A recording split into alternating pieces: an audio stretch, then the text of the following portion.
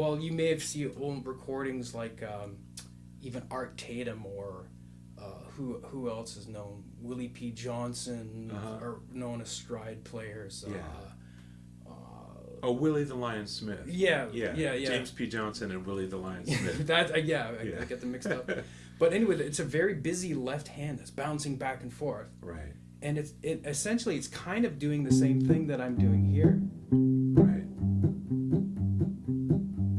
Right. But on the piano, you'd be chasing around to do that. In the guitar, we have a position where you can do that. Okay. And then cool. so you have this accompaniment that I'm using my thumb. Right.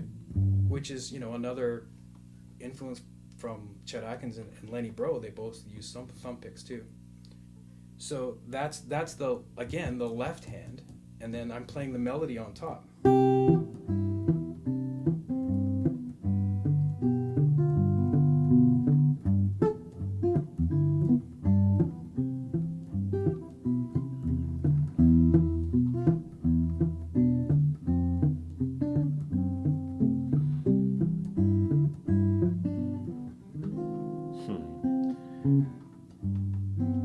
And when you're playing Freight Train, are you using... Probably mostly that.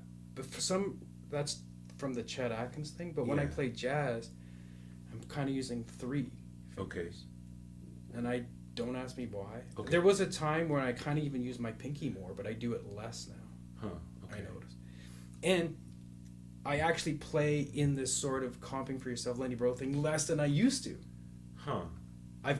Maybe it's the New York influence, but I've just gotten into playing more lines. Right. I guess.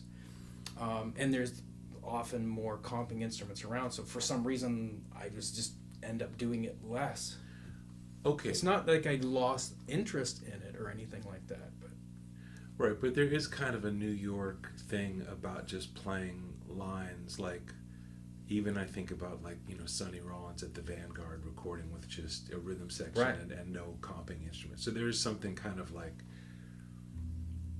New York tough about just playing lines and not worrying about harmony. But that... And it better burn, too. And it better burn.